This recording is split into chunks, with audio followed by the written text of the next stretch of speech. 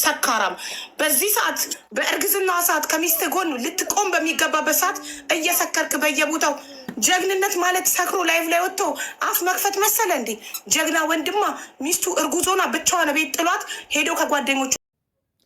ሰላም እንደምሰነበታችሁ በያላችሁበት እግዚአብሔር ሰላም ይብዛላችሁ። የመንትዮች እናት ነኝ። ዛሬ ደግሞ በጣም የሚያሳዝን ያው ሁሌ በዚህ ሚዲያ ላይ የምንሰማው ነገር ከማስደሰት የሚያሳዝን ስለሚበዛ እንደሰማችሁት ነው። በጣም ነው የሚያሳዝነው። ምክንያቱም እንደዚህ መቼም ሁላችንም አብዛኞቹ ቲክቶክ ተጠቃሚ የሆናችሁ ሰዎች፣ አንዳንድ ሰው በእርግጥ ቲክቶክ የማትጠቀሙ አውሮፓ፣ አሜሪካ ያላችሁ ቤተሰብ አላችሁ እና እነሱ ነው እንጂ አብዛኛው ቲክቶክ ተጠቃሚ የረዋንን ታሪክ የረዋንን ሕይወት የማያውቅ ሰው የለም እና በጣም ነው የሚያሳዝነው። ግን የረዋን እንባ አንድ ቀን ያቺ ሴትዮ ማለት የእሷን የዚህ ሁሉ መንስኤ የዚህ ሁሉ ችግር የሆነችዋን ሴትዮ የረዋን እንባ አንድ ቀን እንደ ጎርፍ እንደሚወጣት እርግጠኛ ነኝ ማለት ነው። ምክንያቱም የእሷ ሀቅ ብሩ እንኳን ቢመለስላት የሞራል እስካሁን እሷ አልዳነችም። ሞቴን ነው የምነግራችሁ። ያ ሁሉ ብር ሀቢባ 5 ቀን ሙሉ ብሩን አሰባስባ ሰታት እንኳን ውስጧ አልዳንም። እኔ ፊቷ ላይ ያስታውቃል። ምክንያቱም ሰው ልጅ እኮ ቃል ነው። ያችን በጣም አምናት ነበር፣ ያቺ ሴትዮ አምናት ነበር። ከልብ ስለአመነቻት ያ ነገር መፈጸሙ ልትቀበለው አልቻለችም። በቃ ከአቅሟ በላይ ሆኖባታል። ሁሌ ማልቀስ እና ውስጧ ተገርቷል። እቺ ልጅ የሆነ ሕክምናም ያስፈልጋታል እና በጣም ነው የምታሳዝነኝ ለመናገር ረዋን ማለት ነው። እና ቤተሰቦቼ እኔ ባለፈው ነው ይሄ ነገር በቃ ልክ ሰውየውን ይሄ ኦስማን ተብዬውን ሰውዬ ሳየው እኔ እግዚአብሔር ምስክሬ ነው የረመዳን ጊዜ ነው ያመንኩት። እንደውም እኔ ለላይቭ አብሮ ስራ እሷ ጋር ተቀጥሮ የሚሰራ እንጂ የእሷ ባል አልመሰለኝም እኔ።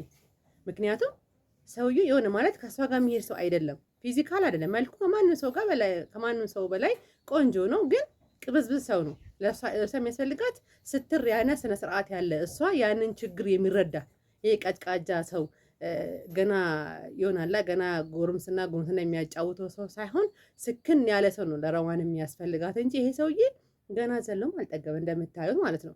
ያቺን ይከፍላል፣ ያቺን ብዙ ነገር እንደዛ አይነት ሰው ነው እንጂ አንደኛ እሱ የትዳር የሚሆን ሰው አይደለም። ማን ነው ግን እሷን ያጋባት? ሁለተኛ ስደት ላይ አንድ የምናገር እዚህ ጋር ነጥብ ያዙልኝ። ስደት ላይ ትዳር ለምን ታገባላችሁ? በሀገራችሁ አታገቡም እንዴ? ከፈለጋችሁ ደግሞ ቤተሰብ ያወቀውን ቤተሰብ ያየውን የምታውቁትን አካባቢያችሁ ላይ ያለውን ሰው ይሄ ሰውዬ መሰረቱ ምንድን ነው? በቃ እዛ ቆንጆ ሆኖ ብቻ የኔ ፍቅር ስላገ የምታገቡት ብዙ ሰዎች እኔ ስደት ላይ የምታገቡት እኔ በጣም ግርም ትሉኛላችሁ። ትዳር እኮ ቀልድ አይደለም። ትዳር እኮ ክብር ነው እንዴ! ቀልድ ትዳር ለሰው ልጅ እኮ ትዳር በጣም ክብር ነው። አንዳንድ ሰዎች በቃ ማግባታቸውን በቃ የሆነ የኔ ፍቅር የኔ ማር አብረን እናድጋለን በቃ እንደዚህ ያለ የሚያወራ ሰው ሁሉ ትዳር አለም። እኔ 10 ዓመት አረብ ሀገር ኖሬያለሁ፣ ግን ስለ አንድ ቀን ስለ ትዳር ውጭ ሀገር ብዙ ሰው ጠይቆኛል። ከኢትዮጵያዊ፣ ኤርትራዊ፣ የተለያየ ህንድ፣ አረብ እንትን ይሄ የተለያየ ሀገር ዜጋ መስሪ የተለያየ አላስበውም ጭራሹ። ምክንያቱም እኔ አላማዬ ስራና ስራ ነው። ለምን እኔ ሀገሬ ገብቼ የሚያስከብረኝ የማውቀውን ሀገሩን ቤተሰቡን የማውቀው ነገ ጠዋት የምሞቅሰውን ሰው ነው ማግባት የምፈልገው እንጂ ልክ የሆነ ሰዓት ያገባል የሆነ ይጠፋል እንዴ። ስደት ላይ እኮ ስራ ከሆነ ስራ ነው በቃ። ትዳር ለምንድን ነው አብዛኛው ሰው ኢትዮጵያ ከውጭ ሀገር ላይ ይሄዱ አብዛኛው ሰው አሁን በዚህ በተለይ በፊት ሳኡዲ አሁን ደግሞ ዱባይ ገቡ። በፊት ሳኡዲ ነበር በቃ። ሄዱ፣ ተጋቡ፣ ተዋለዱ፣ ተለያዩ፣ ሄዱ፣ ተጋቡ፣ ተለያዩ። በተለይ ሳኡዲ ላይ እህቶቼ ዛሬ ሄድሽ እህቴ በስደት ከሄድሽ በበረሃ ሄደሽ ገና እሱን አግበሽ የምትቀልቢው ለራስሽ ተቀየሪ። በቃ ሀገርሽ ገብተሽ ቤተሰቦችሽ ደስ ብሏቸው እነሱ ታገቡ አይሻልም? የሰው ሀገር እኮ የሰው ነው፣ ምንም አይጠቅማችሁ። የሰው ሀገር ላይ ትዳር መሰረት የሌለው ሰው ምንም ማታውቁት ሰው ስለሚወዳችሁ ብቻ ማግባት የለባችሁ። ይሄ ሰውዬ ከኔ ጋር ዘላቂ ነው ወይ ብላችሁ ማሰብ አለባችሁ። አሁን ረዋን ይሄ ሰውዬ መቼም በዚህ በአንድ ዓመት ውስጥ ሰካራም አይሆንም።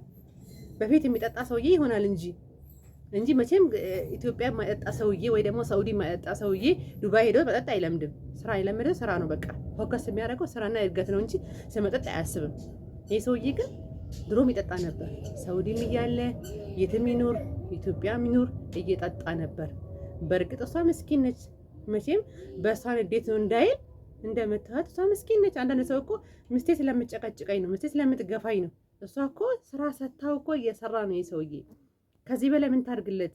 ስራ ሰታ እያሰራችሁ ነው እንዴ? እሱ እኮ ጥሩ ሰው ቢሆን ሃይምሮ ያለው ሰው ቢሆን እሷን እያገዛት በተለያየ ነገር በስራ በተለያየ ነገር እያገዛት አብሮ መኖር ነው እንጂ አብራት እየኖረ እሷን እያገዛት ስራውን ሱቁን እያስፋፉ ማሳደግ አለበት እንጂ የሰራውን ብር እየጠጣበት እሷ ብቻዋን አንደኛ ሰው ሀገር ላይ ለዛ እኮ ነው የምላችሁ እኔ ሰው ሀገር ላይ ትዳር ከባድ ነው። ኢትዮጵያ ከሆነ እናት እህት ጋር ደውለሽ እኮ ባሌ እኮ ጥሎኝ ሄዷል፣ ስቲል ዛሬ እንኳን እኔ አብረሽኝ እደሪ፣ እኔ እርጉዝ ነኝ እህቴ እናቴ ትያለሽ። የሰው ሀገር ላይ ማንን ትላላችሁ? በቃ እማታምኑበት ሰው አጉ፣ ግን ለማርገዝ አትሩጡ፣ ራሳችሁን ጠብቁ። እንዴ ሰውየው ምን ያህል አባት ለመሆን ዝግጁ ነው? እወድሻለሁ እያለ ዛሬ የሚያለቅስ ሰውዬ ነገ ጠዋት ምን እንደሚያመጣ እኮ አይታወቅም። እያየን ነው፣ በሶሻል ሚዲያም ዓለም ላይ እያየን ነው። በቃ አሁን ለምን አትማሩም እንዴ?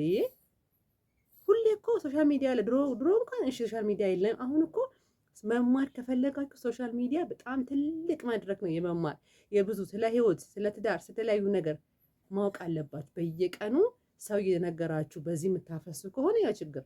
አሁን አርግዛ እያለቀሰች ነው። እኔ ረመዳን ጊዜ እያለቀሰች ነበረ። አንድ ሳምንት አለቅሳች፣ አንድ ሳምንት ደስተኛ ነች። ይሄ ሁሉ ምንድን ነው? ሰውየውን ያለማወቅ ምን አይነት ሰው እንደሆነ አላወቀችውም። እነ መሲ እነ ሳሪ አወሩ፣ በቃ ጥሩ ሰው ይመስላል፣ ቆዳውን አሳምሮ በቃ ስለዚህ አገባችሁ። ውስጡን ግን አላወቁም። ሰውየው ሰካራም ነው። የሚጠይቁት ሌላ፣ የሚመልሰው ሌላ። ሙኒት እየጠየቀችው ነው ስለ ፍርድ ቤቱ፣ እሱ የሚያወራ ስለምን ስለሌላ ነገር።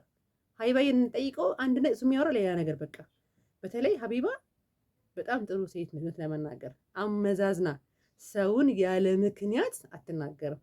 እውነታውን ማስረጃውን ስለሱ ማንነት ስላገኘችው ከፍ ዝቅ አድርጋ ትናንትና የተናገረችው እንጂ ሀቢባ እኔ እተማመንባታለሁ 100% ማለት። ምክንያቱም እኔ ሀቢባን 2 ዓመት ቲክቶክ ከፈተች ጀምሮ እየተከታተልኳት ነው። ከሷም ብዙ ትምህርት ወስጃለሁ፣ ብዙ እውቀት ወስጃለሁ። አሁንም ከሷ ጋር እስከ መጨረሻ ይቀጥላለሁ። እኔ የሷ ደጋፊ ነኝ፣ የሀቢባ ደጋፊ። ምክንያቱም ብልህ ነች፣ ሰዎችን አትነካም፣ ያለ ማስረጃ ሰውን አትነካም፣ ብዙ ሰዎችን ታግዛለች። እና ኦስማን የሚባል ሰውዬ ለረዋን አይመጥናትም እንደኔ ማለት ነው። ከእሷ ደግሞ ተማሩ። ሌሎቻው ቆዳውን ያሳምር ወንድ ሁሉ ለትዳር አይሆንም። አንደኛ የሰው ሀገር ትዳር አያስፈልጋችሁ። ሰርታችሁ ወይ ደግሞ ሀገራችሁ ገብታችሁ ቤተሰብ ተመርቃችሁ በቤተሰብ ፊት አጎታችሁ እንኳን ይዛችሁ መሄድ ነው። ሀገሩን ቤተሰቡን ሁሉን አውቃችሁ እንጂ ገና በስደት ላይ የማታውቁትን ሰው አግብታችሁ ጨጓራችሁንም አታቃጥሉ። ከዛ የሚወለድ ልጅ ራሱ ለእናንተ ምንድን ነው? ልጁን የሚያግዛችሁ ከሆነ በሰው ሀገር ላይ ከእናንተ ጋር ማይሆን ከሆነ ሁለት እኮ ነው ያጣችሁ። ስራችሁን ትዳራችሁን በቃ ችግር አይሞራችሁን አጣችሁ።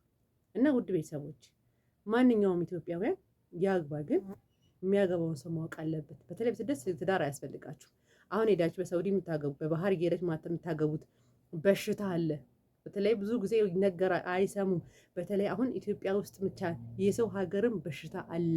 ኢትዮጵያ ውስጥ አይደለም፣ የትም ዓለም በሽታ አለ። ከአረቦችም ይሁን ከባንጋሌም ይሁን የተለያየ ሰዎች ጋር በሽታ አለ። ራሳችሁን ጠብቁ።